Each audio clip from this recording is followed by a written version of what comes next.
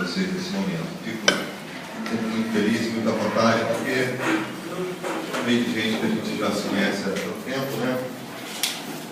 Ou demais ver a Marcinha, ou demais ver todo mundo, Francisco, Genilda e todos vocês, revê-los, é sempre uma alegria grande. Como a gente está aí perto da hora do almoço, eu prometo não. Vai ficar assim, mais 2 horas a gente resolve o dia. Queria começar, gente, falando de algo que já está bem claro, eu acho, para todos nós aqui. Mas eu tenho uma maneira muito livre de lidar com verdades. E dentro dessa liberdade de lidar com verdades, a minha maneira de lidar com as verdades é acreditando que ninguém é dono delas. E que a melhor postura que nós podemos ter em relação a verdades é nós deixarmos que a verdade seja a nossa dona. E aí, quando a verdade é a nossa dona, a gente entende que ninguém consegue ser dono dela. Então, o que eu vou dizer aqui é completamente alvo de ser visto por outros lados. Eu queria te motivar a isso. E aí, se eu posso falar isso, não só o que eu disser, mas o que qualquer pessoa disser. Jesus nos motiva, e o Novo Testamento nos motiva a pensar, ao contrário do que muitas pessoas pensam, que fazer os outros pensarem não é bom. Ao contrário disso, quando Jesus, por exemplo, nos motiva a gente olhar os lírios dos campos, as aves do céu, e aí fazer esse comparativo, não sois vós mais do que as aves, porque os lírios, o Pai alimenta uma, veste a outra, e vocês são mais do que elas. Portanto, lancem sobre ele a vossa ansiedade. O olhar para as aves do céu é pensar, é comparar, é analisar a situação. O apóstolo Paulo nos diz que nós temos que ouvir tudo, reter o que é bom. E só discernindo, só com pensamento livre, imaculado no sentido de não ser manipulado, é que a gente consegue de fato amadurecer, é que a gente consegue de fato ver as coisas como precisam ser. E aí, para isso, a gente precisa começar a construir em nós mesmos uma consciência crítica. O problema está que a gente também não entende bem o que é ser crítico. E a gente acha que ser crítico é ser cri-cri.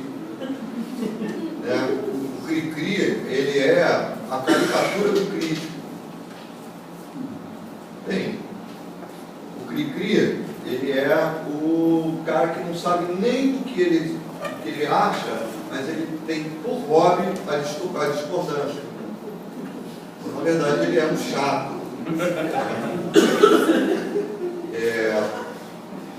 Então, ter um espírito crítico, ter um pensamento crítico, nada mais é do que conseguir enxergar as coisas por várias facetas.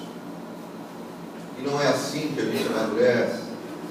Vocês já perceberam que quando a gente começa a conversar, muitas vezes com um ancião, uma pessoa mais madura, e você coloca um problema, ele te mostra o outro lado da coisa, consegue enxergar 3, 4 lados onde você pensa que você tem uma única dimensão, ele mostra para você que a coisa é tridimensional, tem outras coisas acontecendo por trás daquilo que você só consegue ver o plano.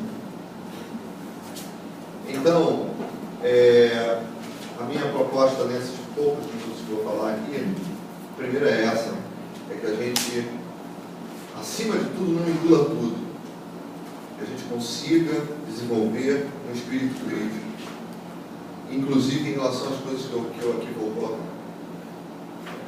Beleza aí? Tranquilo?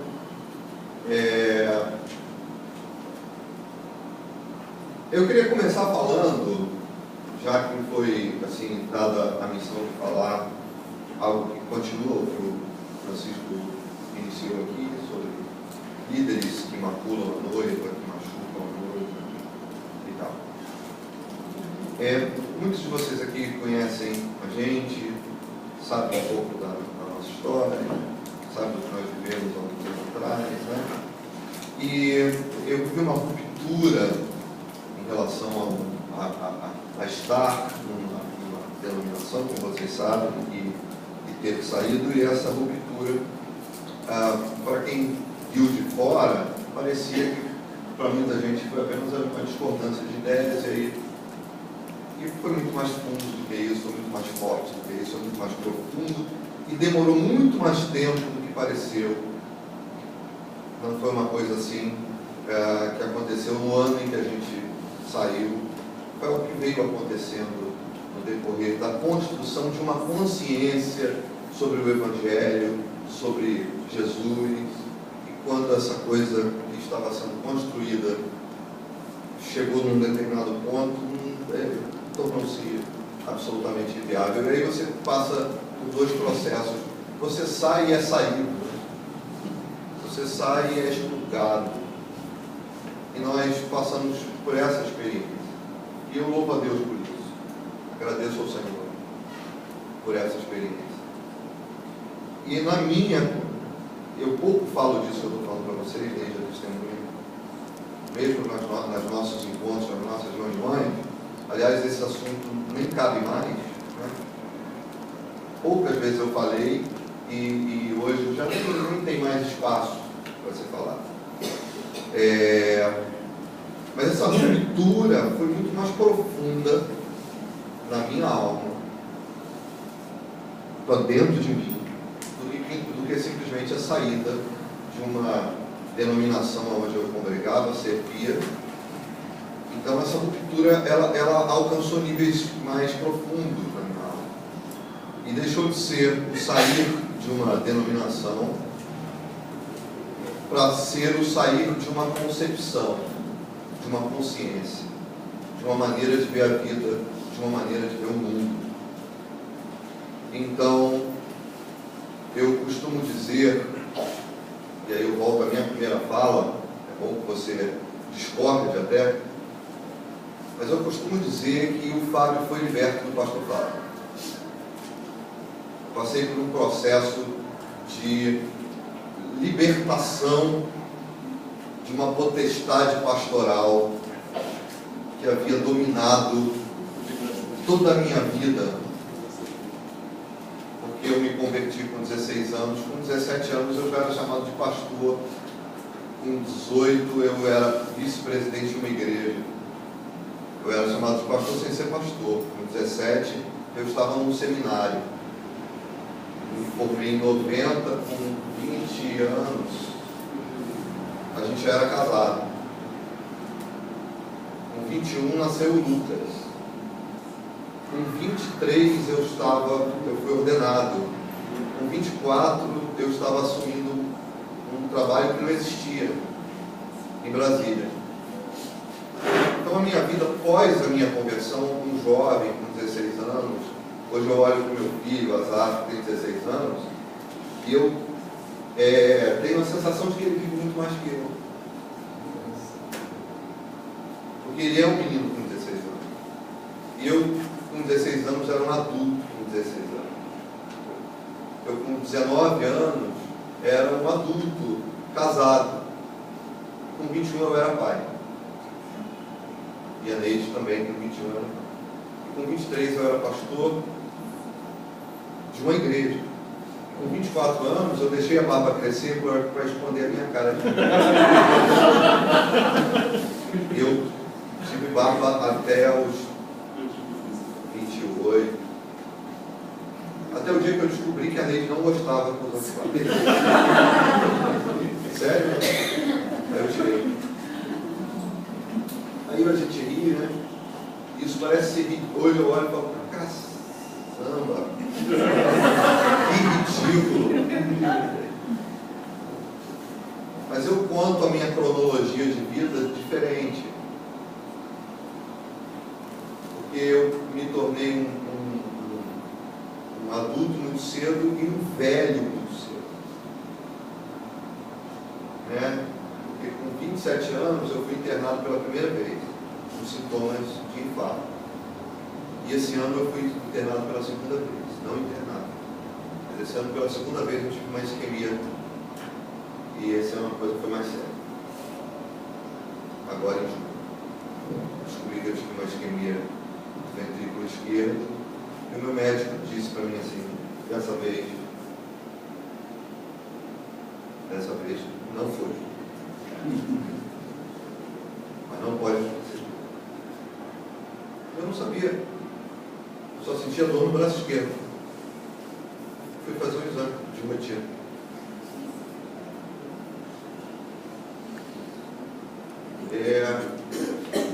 E a minha última consulta com o cardiologista foi assim, cara, olha só. Zerou. Começa de novo. Veio com a tua idade. É fatal. Então, esse ano eu faço 44 anos. Graças a Deus, eu me sinto mais jovem do que quando eu tinha. Apesar disso, né? Apesar de carregar essas marcas ainda no corpo, eu me sinto mais jovem do que quando eu tinha 25 anos.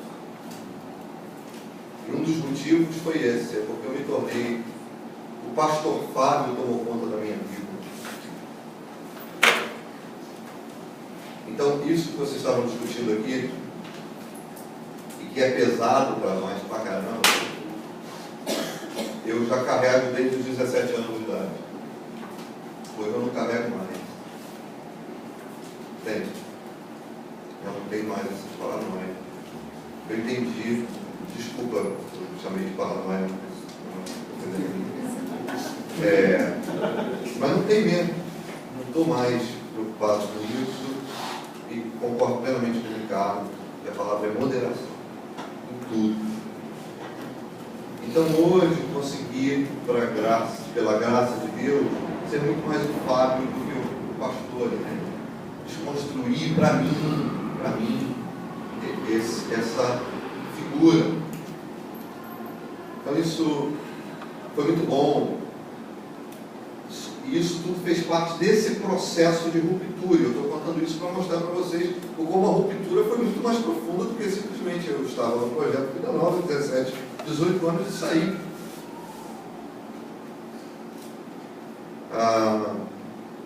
Então a ruptura foi muito mais forte. Ela atingiu concepções, estruturas, moléculas muito mais íntimas da minha vida.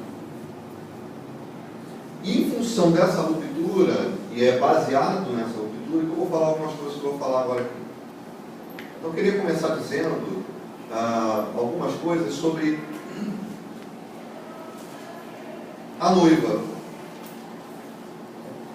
também chamada de igreja, também chamada de reino de Deus, de corpo.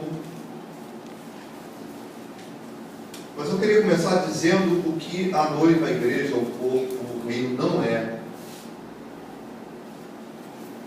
E a primeira coisa que a igreja não é, e quando eu falar a palavra igreja, compreenda que eu estou falando da igreja de Jesus e não das nossas, porque as nossas, na verdade, elas acabam sendo meras ilusões, porque nenhum de nós temos igreja aqui. A igreja não é, a noiva não é, o corpo de Cristo não é vinculado, dependente, possessão de nenhuma cor religiosa. A pergunta é: qual é a religião de Jesus? Não, peraí. Jesus é cristão.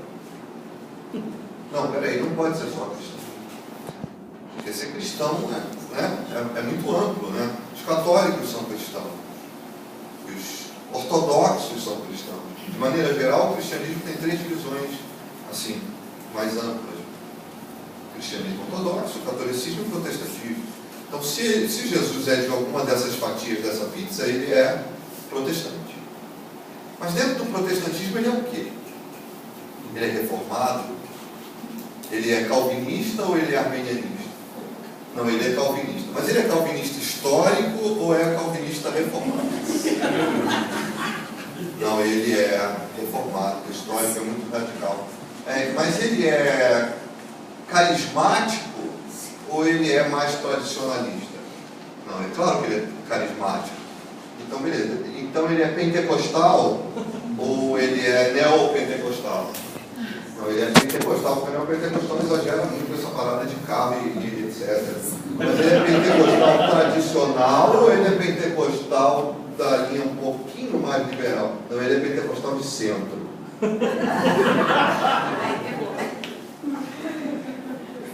Toda essa baboseira que eu falei aqui agora não tem nenhum sentido.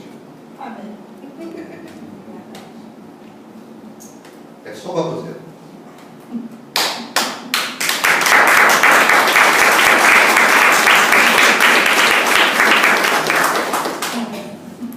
Já que o propósito é a gente pensar, dentro dessa experiência que eu contei para vocês aqui bem rapidinho, não tem como você construir ou reconstruir sem você desconstruir. E essa é uma concepção que precisa ser desconstruída, cara. Se nós formos nos chamar de evangélicos, e aí eu vou falar de mim, tá? Eu tenho dificuldade com essa nomenclatura hoje. Eu tenho. Quando eu falo da ruptura, essa ruptura chegou nesse nível, eu hoje não consegui me sentir evangélico. A não ser que o termo evangélicos tenha realmente, de fato, a ver com o evangelho.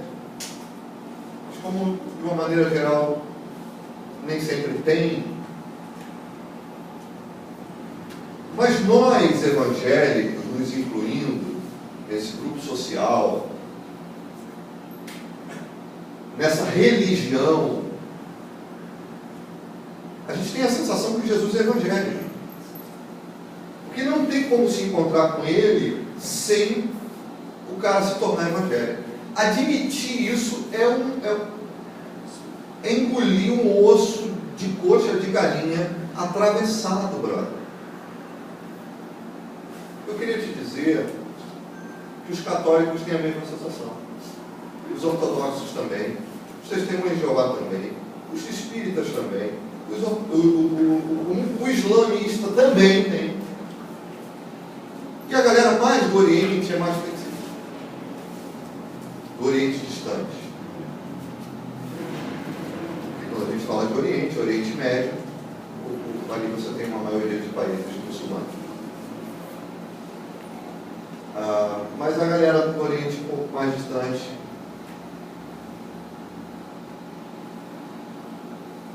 são um pouquinho mais flexíveis, principalmente por influência do budismo. Por não crer num Deus pessoal,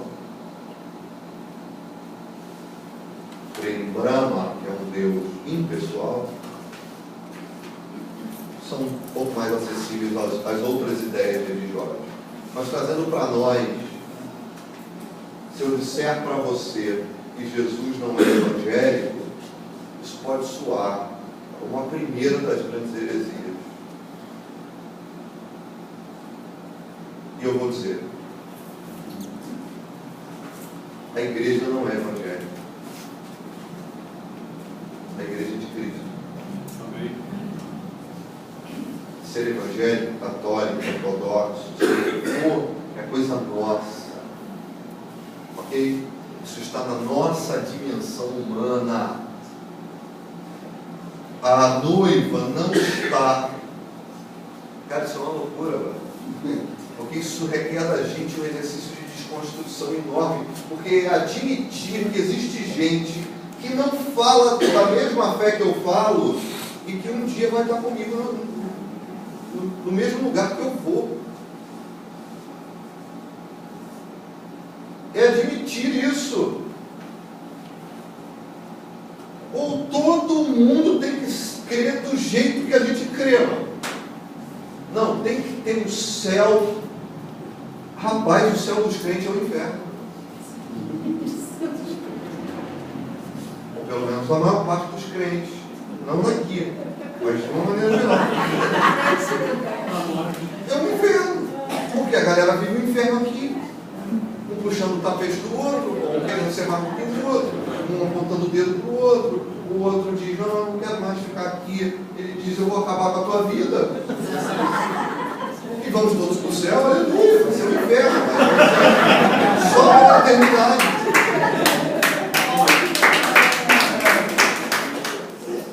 E isso vai ser só pela eternidade.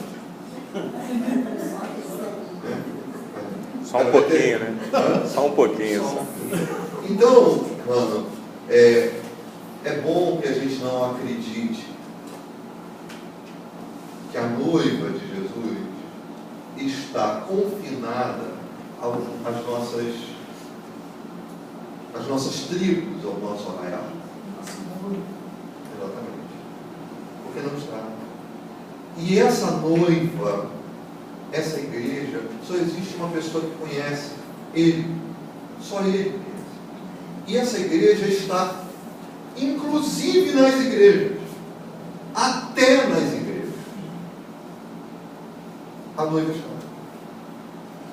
Entende? Aí parece bobeira, mas a gente um dia chega no céu e a gente vai ter surpresas lá, com certeza. A primeira surpresa é quando eu e você chegarmos lá, já é uma grande surpresa. A gente não é. A outra vai ser outras pessoas estarem lá. E a terceira é que algumas outras não estarão. E aí, a gente tem todo esse enquadramento que o Francisco descreveu aqui, em 7 qualificações, de gente que no meio disso tudo se parece muito mais com o inimigo do que com Deus.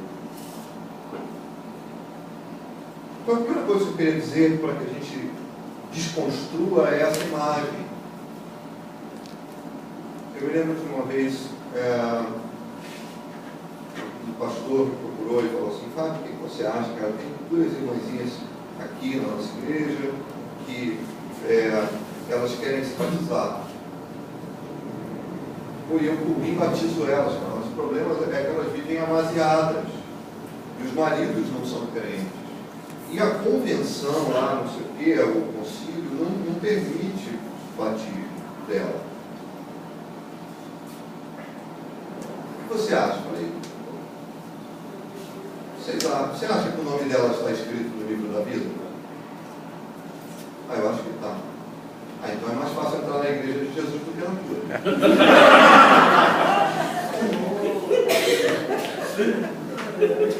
Porque na igreja de Jesus elas estão. Elas só não conseguem entrar nas coisas. E o batismo é para que elas se sentissem incluídas naquele rol, naquele contexto social. Agora, o nível de sofrimento que isso causa naquelas 2 pessoas que são seres humanos, como eu e você, nós temos a necessidade de sermos incluídos e elas estão, a priori, se sentindo excluídas, imundas. E as considerações vão para esse. Aí, né? Para esse contexto. Mas como isso é sério, né? Então, essa noiva de Jesus, quem conhece é Ele. Aleluia. Quem conhece Ele, conhece a gente pelo nome, sabe das nossas mais profundas carências, limitações e crises pessoais. Essa noiva que está aí, na história, atemporalmente, não está limitada a tempo, está aqui na história. Gente de todos os povos, línguas e nações. E graças a Deus que não está dito e da religião X e evangélica. Mas gente do Evangelho. Amém? Creu na Boa Nova e creu porque foi o Espírito Santo que fez com que ela cresce, porque nem crer sozinho a gente conseguiria, tá? Porque é o Espírito Santo que nos convence do pecado, da justiça e do juízo. Segunda coisa que eu quero dizer é que a noiva, ela não está delimitada a matizes doutrinárias. Qual é a doutrina que faz com que a gente de fato seja igreja de Jesus? A doutrina é essa aqui, eu tenho que crer assim, exatamente assim.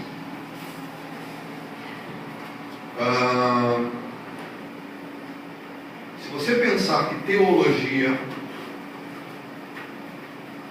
e, desculpa se vai parecer arrogância, eu vou falar, porque alguém pode dizer isso e falar, não, fala isso, vai falar assim de teologia, porque ele não tem absolutamente nada de teologia.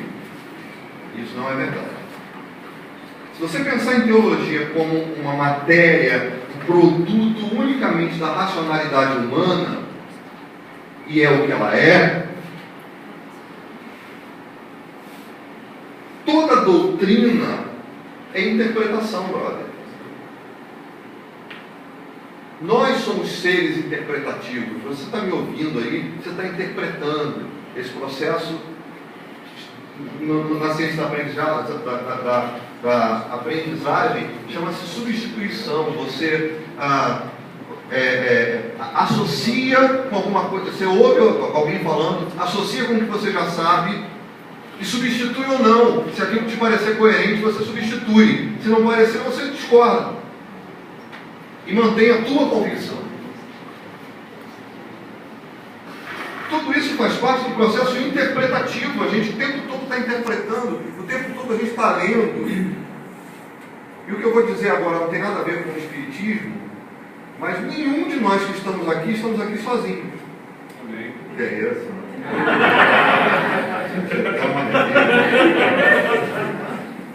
Cara, tu não está sozinho aqui. E eu não estou falando do Espírito Santo. Que é isso? Dá medo, né? Não, cara, não tá. Porque a tua história, a história do Elias tem, independente das relações que ele teve com esses personagens, o Elias, ele é hoje uma construção. E pela vida do Elias passou um montão de gente, a começar sua família. A família dele está aqui. E depois as outras relações sociais que ele construiu. Todo mundo aqui. Um pouquinho de cada um. A começar pelo físico. Porque o menino nasce, ele não é ele. Ele é os olhos do pai, o nariz da mãe, ele é um pequeno Frankenstein.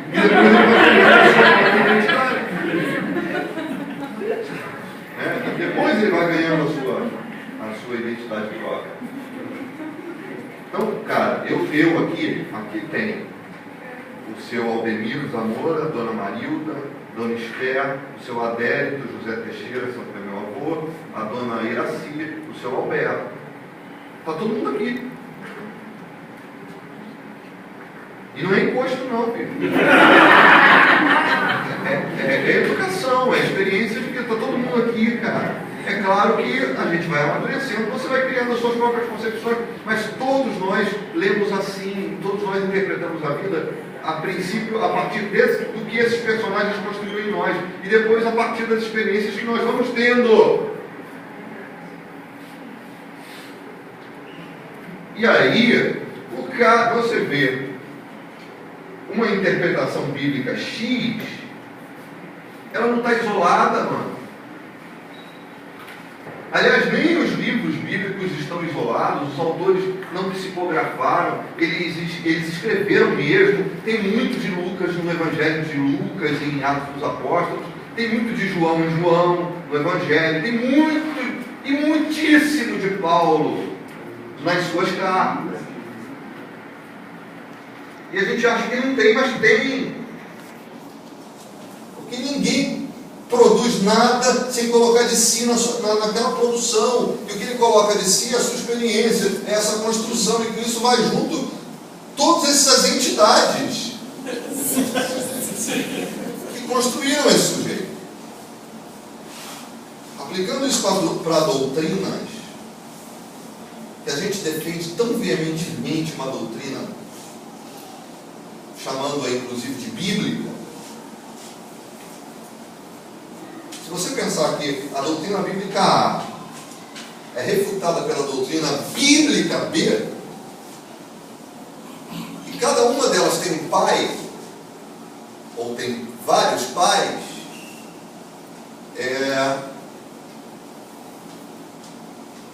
mas ambas são bíblicas,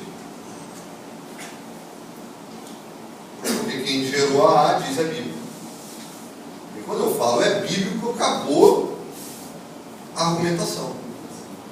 Por favor, não acabe com a argumentação. Não pode acabar, não pode.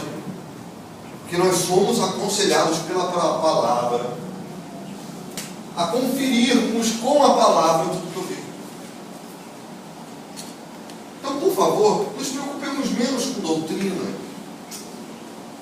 e nos preocupemos mais com o que de fato interessa, que é o Evangelho atingindo a vida, mudando a vida e fazendo da nossa vida gente segundo o Evangelho. Aleluia. E ser segundo o Evangelho, cara, não é se enquadrar, se encaixotar em doutrina nenhuma.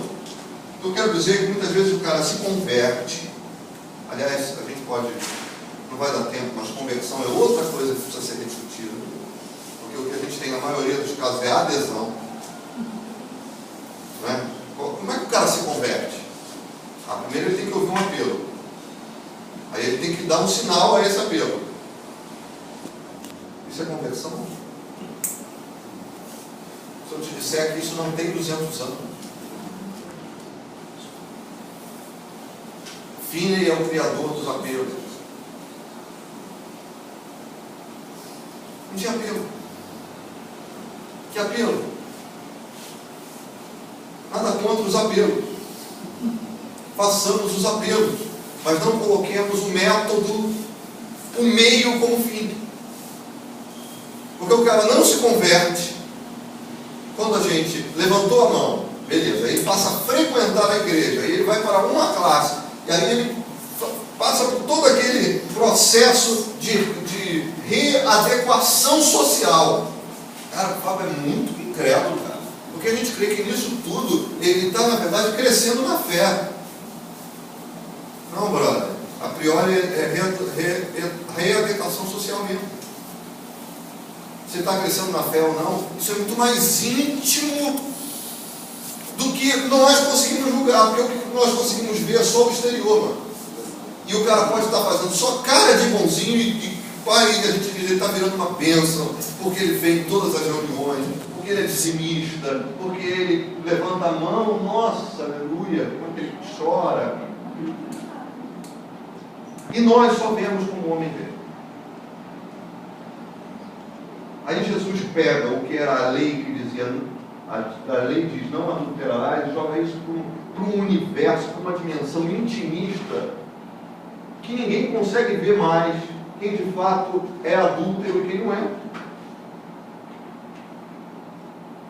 E para ele não, a coisa não é a conjunção carnal, a coisa é o desejo. Acabou, filho. E aí nós somos aconselhados a não julgarmos ninguém. Porque com a mesma medida que a gente julgar, a gente vai ser julgado. Só que essa mesma medida ela é sacudida, recalcada e transbordante.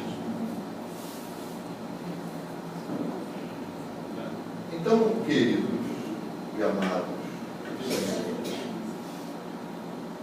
a igreja de Jesus, ela não tem bandeira doutrinária para defender.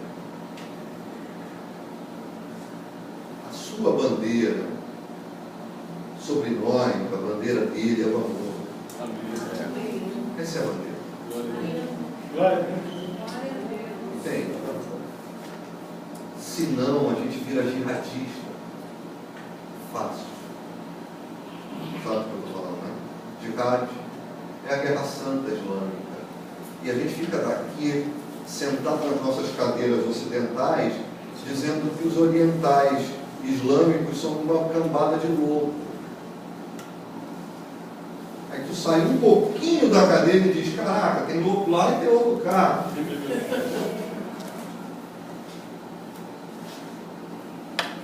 Entende? E nós vemos alguns movimentos acontecendo. E para daqui a pouco se colocar bomba e se explodir.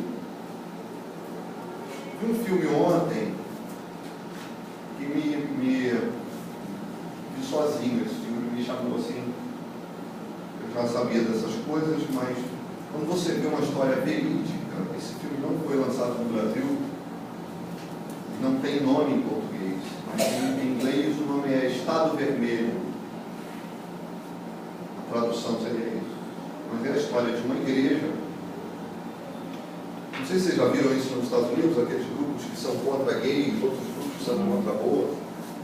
Esse é um grupo assim, radical, contra gays. E o filme começa com eles fazendo um protesto no enterro de um homossexual, um menino de 23 anos que tinha sido assassinado. E eles estão protestando, dizendo assim, menos um para contaminar a nossa terra. Foi para o inferno, cartazes assim. Ainda bem que foi para o inferno. E as crianças protestando. Né? E aquela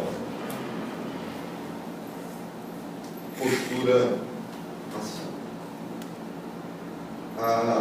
Eu vou estragar logo, vou contar o fim do filme, tá? Eu estava feliz que aconteceu numa cidade, eu não lembro o nome, no interior dos Estados Unidos, no ano de 2001, no final do ano. Essa igreja foi invadida pelo FBI e foi tomada à força, porque os caras eles tinham um arsenal de guerra.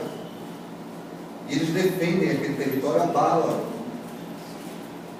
E o número de mortos é enorme na história. Porque eles estavam preparados de fato para a guerra. Aquele lugar é invadido porque a investigação mostra que quem matava os homossexuais naquela cidade era eles. Eles matavam e eles faziam protesto. Eles colocavam anúncios no jornal de garotos de programa e de mulheres e atraíam essas pessoas. E a pessoa ia como se fosse fazer um programa sexual, recebia Boa Noite Cinderela, era levado para o templo e assassinado. Por isso o local é invadido. E um dos únicos sobreviventes da tragédia é o pastor.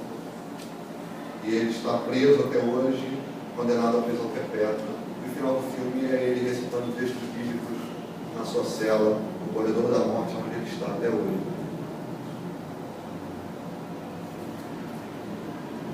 Mais chocantes são as cenas de pregação, que reproduzem as pregações do cara. Cheios de Bíblia, mas cheios de ódio. Quando a coisa é assim, isso é tão comum, minha gente. Talvez não nessa dimensão tão radical, né? Mas tão comum. Quanta gente se odeia hoje em nome de Jesus, cara?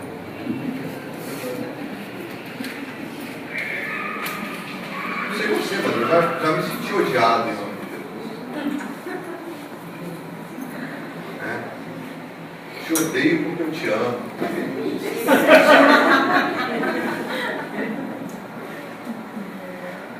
Não é? Te odeio porque você não congrega mais comigo. Te odeio porque você não caminha mais no meu lado. Isso, no mínimo, é uma profunda e terrível imaturidade. Eu vou chamar de criancice porque crianças se resolvem. Né? Tem outro nome, mas vou deixar quieto, vou poupar vocês. Uma igreja de Jesus não tem cor religiosa, não tem bandeira doutrinária, e em terceiro lugar, não tem dono. Dono humano. Nós, pastores, precisamos de fato, eu estou completamente incluído, rever a nossa postura em relação à igreja, mano. Eu me lembro de um pastor que, há alguns anos atrás, de uma igreja grande no Brasil, que se tornou grande, e eles têm uma concorrente direta. Então eles iam abrir uma sede, uma franquia perto lá de casa. E aí, só que lá tem uma franquia, a franquia da concorrência. Aí o cara botou uma faixa grandona assim com a cara dele, escrito: "Um bom pastor dá a vida pelas ovelhas". Cara, isso é uma blasfêmia.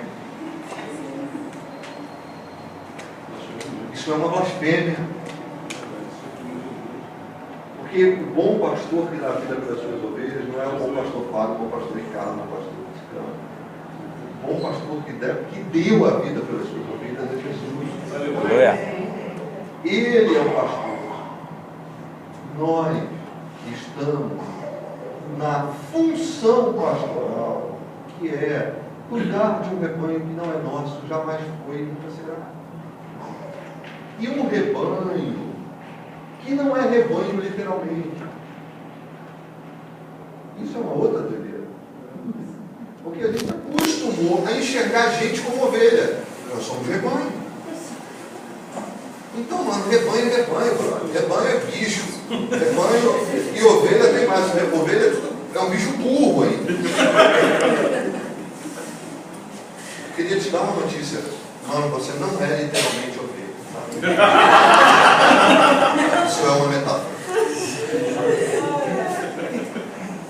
É uma metáfora, filho.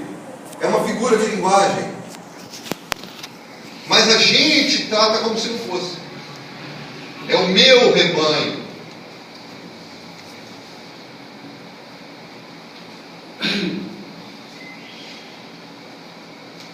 Ninguém tem seu rebanho, a não ser que você funde a sua igreja. E se você fundar a sua igreja, você vai estar correndo seriamente o risco de não estar na única igreja que de fato existe, que é a igreja de Jesus. Entende? Se a ovelha somos todos, em primeiro lugar. Ovelha não é literal. É a metáfora que Jesus se utiliza, usando a linguagem do seu tempo, na relação pastor, que é ele, com as ovelhas. Pastor que cuidava das ovelhas. Ninguém é literalmente ovelha. Compreende? E ser pastor é função, mano. Assim como ser qualquer outra coisa no corpo é função. O problema é que nós transformamos historicamente pastor numa coisa. E quando eu disse para vocês lá no início que eu fui liberto dessa potestade, fui mesmo. E essa liberdade me dá a convicção da função, mas me dá a liberdade para ser o Fábio. Uma coisa que me causa estranheza, eu falei outro dia, eu saio muito pouco para pregar hoje. E eu não estou falando isso estrelando, não, sabe? Não. Saio pouco mesmo. Até porque eu gosto mesmo de ficar em casa com a minha família, de pescar com meus filhos. Isso me dá muito mais prazer. Está junto comigo. Com aquele meu rebanho ali. Né? Aquele rebanho ali. Aquele me tira o sono. O que eu estava falando mesmo? Sim, eu estava pregando fui chamado para falar no encontro de pastores. E foi logo que eu, por conta do livro, aí falei sobre isso, sobre a coisa chamada pastor, o quanto pastores se coisificam. Aí pergunta para o cara: qual é o seu nome? Ele me diz: meu nome é José, meu nome é pastor José. Peraí, então me mostra o RG. A sua mãe era profeta, hein? Não, cara, por favor, sejamos nós. E entendamos que temos esse chamado para essa função do corpo. Aí a gente compreende que a gente não está aqui para ser servido, a gente está aqui para servir. E aí não dá para estrelar. Porque se eu estou aqui falando, eu estou servindo, eu não estou aqui para, sabe? É igual. A gente é igual. Maravilha, mesmo nível. É isso aí. Isso aí, cara. Nós lemos e relemos em Filipenses, Paulo escrevendo o seguinte: considerem-se uns aos outros superiores a si mesmos. Então, se eu te considero superior a mim, você me considera superior a você, quem é superior nessa relação? Ninguém. Igualou. Agora, quando a gente vê líderes que querem, assim, a coisa é muito clara, mano, só não vê quem não quer. O que o Francisco falou aqui é tudo muito nítido, é tudo muito claro, é tudo muito óbvio. É que nego não quer ver, e branco também. Não quer ver, porque é mais confortável não ver, pensar, dar cãibra no cerebro. Então, o cara não quer ver, é mais confortável. Para mim era mais confortável ter mantido o meu salário, ter ficado lá, com um status, meu emprego, o emprego da Márcia, que foi junto, praticamente. Quem não sabe, a Márcia era minha secretária. Márcia merece. Márcia era minha secretária, Márcia ficava com meu cartão de conta bancária, viajava, ligava para a Márcia, era meu extrato aí. Então, não dá nem para fazer firula, porque a Márcia sabia da minha vida inteira. E aí Márcia foi junto.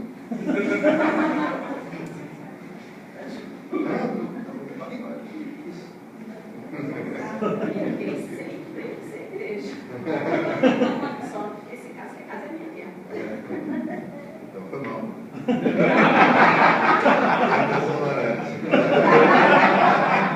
Nunca é tarde demais para se reconciliar. É isso. Então, a gente se coisifica com muita facilidade. E das coisas que o Francisco falou aqui, a coisificação está presente em todas elas. Então, é muito claro, quando você vê um líder querendo ser servido, o melhor favor que você pode fazer para ele é não servir. Porque esse cara é uma criança mimada. Tem líderes que o maior favor que você pode fazer para ele é sair de perto dele, porque ele não vai mudar. Então, quando você ficar, enquanto você insistir na bajulação, você está deseducando aquela criança. É uma criança. Líderes com a maior parte das características que o Francisco falou aqui são mimados, são infantilizados, não conhecem o sentido da palavra não. Até que um dia conhecerão. E aí se vitimizam muito, tudo é muito dolorido, tudo é muito grave. Então, cuidado, nós estamos acostumados a ouvir o drama dos outros, nunca coloquemos os nossos acima dos outros, porque os dos outros doem nos outros muito mais do que os nossos. A minha unha cravada só dói em mim. Aí quando você vai no médico, eu não quero que o médico diga para mim assim, não, isso aí é problema seu. Eu quero que ele ouça inteiro. Ou não é? Porque é um ser humano falando. Mas nós, muitas vezes, coisificamos essa relação. E achamos que tudo se resolve assim. Vamos orar, está resolvido. Eu queria muito mesmo, irmão, torceria muito que todos os problemas da vida fossem causados pelo diabo. Que tudo fosse demônio. Que a crise no casamento que separou aqueles dois fosse um demônio. Eu queria muito que fosse. Porque a gente oraria. E eles sairiam ali, honeymoon. De mel. Se beijando, eu tenho que ter saído perto. Né? Cara, eu nunca vi isso acontecer, não. Já vi de quase se dar na cara do outro e você ficar ali só no.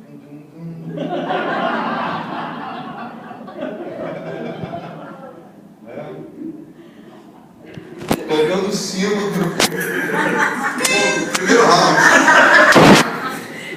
Não, eu já fiz reunião de família, assim, família com o pau quebrando, cara. Cara, não tem nada a ver com isso. Não tem nada a ver com isso, mas os caras vão se matar. Eu não tenho nada a ver com isso. Mas eu vou chamar todo mundo. Aí chamei todo mundo. Agora vai lá. Tá vendo?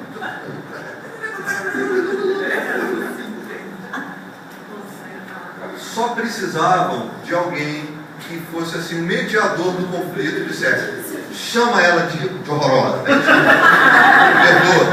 Ela chama ela de bicha. Foi esse nível. Aí se resolveram, saíram dali, cara. A cunhada que não falava, a cunhada mesmo, que não falava com a outra, falando. Depois passou o tempo, pararam de falar. Agora vai voltar. Beleza, só precisava, entendeu? De um mediador de conflito. Então, o que eu tinha a ver com isso? Nada, não podia ter sobrado um tapa, né? Mas graças a Deus, foi resolvido. Meus irmãos, nós não somos donos de ninguém. Amém? Amém. A igreja tem um pastor. O pastor é Jesus. Aleluia. Só para terminar, nós sacralizamos o termo igreja. O termo igreja, a palavra igreja, que aparece tão poucas vezes nos evangelhos, o termo eclésia, Jesus usa pouquíssimo. Eu me lembro de 2 vezes. Uma delas é: Pedro, tu és pedra, sobre essa pedra edificarei a igreja. A outra é: se você tem um problema com seu irmão, vai até ele, tenta resolver. Tá? Não resolveu, pega 2 testemunhas, leva à igreja. Que igreja, senhor? Que igreja? Ele está usando o termo eclésia, e eclésia é assembleia. A eclésia foi uma invenção dos gregos. Eclésia nasceu da democracia grega, onde gente se reunia para qualquer coisa, para resolver no coletivo os problemas que interessavam à coletividade. A palavra igreja, que é eclésia, que é traduzida normalmente por tirados para fora, né? Como é que é? Chamados para fora, saídos para fora. Isso não é tradução. Isso é uma interpretação. A ideia do para fora, aí, do ir para fora, está no prefixo ek, que é de dentro para fora. Isso simplesmente porque, para que houvesse uma eclésia, nosso condomínio tem problema. O Ricardo está falando problema no condomínio. Quando veio lá, era uma eclésia. Então, para que a gente se reúna aqui, a gente tem que sair de algum lugar, para que todos se encontrassem aqui. Nós saímos da nossa casa e nos encontramos todos aqui. O ek tem esse sentido. Não havia nada de sagrado nesse termo. Basicamente é reunião de gente em torno de um bem comum. Só que Jesus disse o seguinte: eu edificarei a minha igreja. Eu vou colocar a gente em torno de mim. O assunto comum desse ajuntamento, que pode ser de 2, não necessariamente de 2.000, 2 milhões, mas pode ser de 2, o assunto comum é que faz esse ajuntamento ser igreja de Jesus. O assunto comum é Ele. Não é gente reunida para cantar, não é gente reunida para fazer absolutamente mais nada. O lance é qual é o assunto que nos une. Então a gente pode se reunir enquanto igreja de Jesus até para cantar, até para cultuá-lo junto. Mas a gente podia estar reunido aqui hoje para um churrascão, que nós seríamos igreja. Como nós poderíamos estar reunidos no restaurante ali da esquina. A igreja está reunida ali, a igreja dele, porque o assunto central das nossas vidas, já que Ele é o Senhor, é Ele. Amém, amado? Amém, amém. Portanto, desacralizemos o termo. É gente. A igreja de Jesus é gente que por Ele foi reunida em torno dele. E para fechar, e para usar o clichê dos crentes, para não ficar só nas minhas palavras,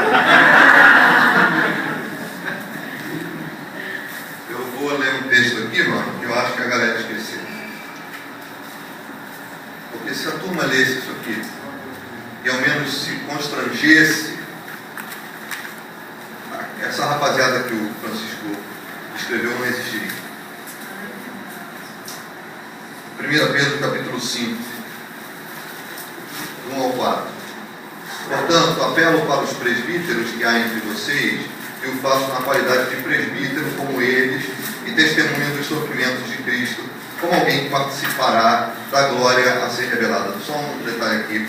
Nesse tempo aqui, presbítero não tinha essa designação hierárquica. Antes de ser pastor, o cara é presbítero. Não. O termo presbíteros, ancião, era o termo que designava o status de liderança num grupo. Pastoreiem, versículo 2, pastoreiem no rebanho de Deus que está aos seus cuidados. Pastoreiem no rebanho de Deus que está aos seus cuidados. Orem por ele. Ou seja, cuidem dele. Não por obrigação, mas de livre vontade. Amém. Como Deus quer. Não façam isso por ganância, mas com desejo de servir. Não hajam como dominadores dos que lhe foram confiados, mas como exemplo para o rebanho.